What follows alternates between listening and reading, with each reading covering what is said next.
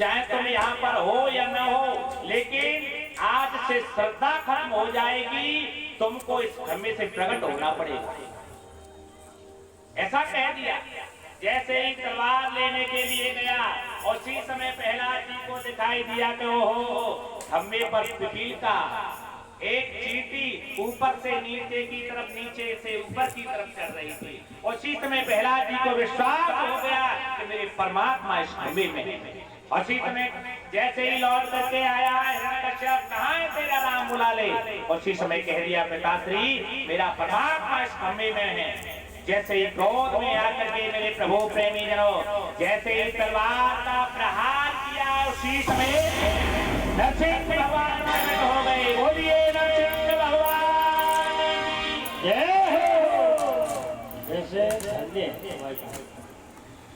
नरसिंह भगवान का अवतार हुआ है तो चूहा जैसा जयकारा दिया।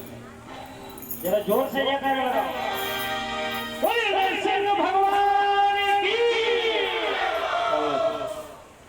नरसिंह भगवान प्रकट हो गए। उसी समय नरसिंह भगवान प्रकट हो गए। मेरे प्रभु प्रेमी जनों, हिरण्यकश्यप को पकड़ लिया। जैसे ही पकड़ लिया और पकड़ करके और पहुंच गए देहली पर। देहली पर ले गए, अपनी जंगाओं पर लेटा लिया। अब पूछ रहे, बेटा अब याद कर ले, तुझे कौन कौन से वरदान दिए थे ब्रह्मा ने, देख ले। उसी वरदानों में से कोई वरदान तो नहीं है। उसी समय कह दिया नहीं है। तो मेरे प्रभु प्रेमी जनों, और नरसिंह भगवान ने और अपने नाखूनों से और हिरण्यकश्यप का महाराज उधर चीर दिया, और उधर चीर करके और अपने उसकी आंतों को निकाल करके अपने गले में डाल दिया। बोलिए नरसिंह भगवान की जय। अब तो नरसिंह भगवान हुमारंभ करने लगे। जैसे ही हुमारंभ करने लगे मेरे प्रभु प्रेमी जनों, जितने भी वहां पर लोग थे सभी डरने लगे। जैसे डरने लगे, अब तो देवता लोग चल करके आ गए। देवताओं ने कहा क्या किया जाए, क्या किया क्या जाए, इनका क्रोध कैसे शांत हो सकता है, क्या शांत ऐसे हो सकता है, इनकी पत्नी को बुलाया जाए तो क्रोध शांत हो सकता है। समस्त देवता मिलकर के लक्ष्मी जी के पास में पहुंचे। लक्ष्मी जी भी श्रृंगार करके चल करके आए। जैसे ही लक्ष्मी जी को देखा नरसिंह भगवान ने, बड़ी जोर से हुंकार भरी, तो महाराज अब तो लक्ष्मी जी भी डर गई। लक्ष्मी जी ने सोचा कि आज तक मैंने ऐसा रूप नहीं देखा है, ये मेरे पति देव नहीं हो सकते, ये तो कोई जंगली शेर दिखाई दे रहा है। अब तो मेरे प्रभु प्रेमी जनों, देवसी नारद चल करके आए। देवसी नारद ने कहा, देवताओं लगते तो तुम बड़े पढ़े लिखे हैं, लेकिन तुम्हें तो बुद्धि भी नहीं। क्यों तुम्हें बुद्धि इसलिए नहीं है कि पहले ये बताओ, क्या लक्ष्मी जी के लाने से इनका क्रोध शांत हो सकता है? किसके लिए इन्होंने अवतार लिया है, रूप किसके लिए लिया है? उसको बुलाओ उसके सामने। उसी समय प्रहलाद जी को सामने मेरे प्रभु प्रेमी जनों पेश कर दिया। जैसे ही प्रहलाद जी को पेश किया, बताया जाता है कि नरसिंह भगवान ने प्रहलाद जी को अपनी जीभ से चाटा, ऐसा बताया जाता है।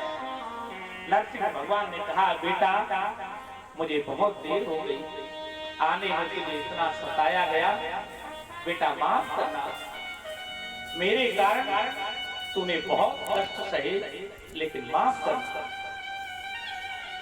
और शिष्य में प्रहलाद जी ने प्रणाम किया। प्रहलाद जी ने प्रणाम किया।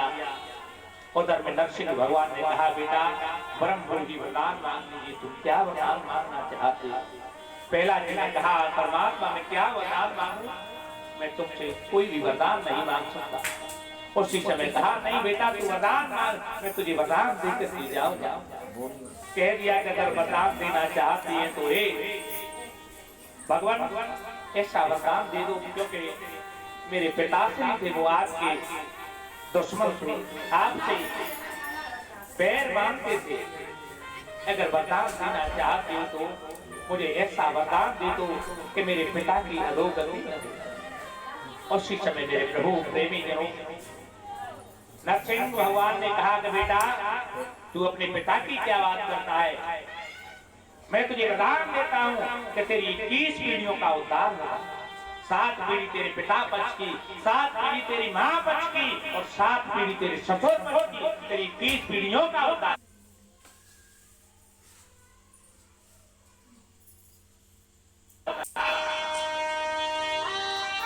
इस प्रकार से मेरे प्रभु प्रेमी जब नरसिंह भगवान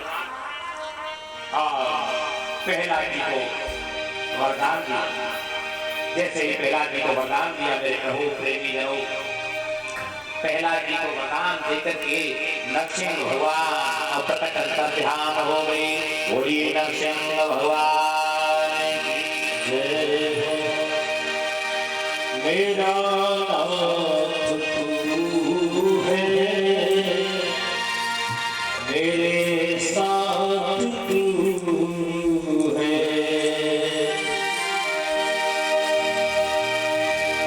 मेरा नाथ तू है, मेरे साथ तू है, मेरा नाथ तू है, मेरे साथ तू है, नहीं मैं अकेला, नहीं मैं अकेला, मेरा नाथ तू है, मेरे साथ तू है, मेरा नाथ तू है, मेरे साथ तू है।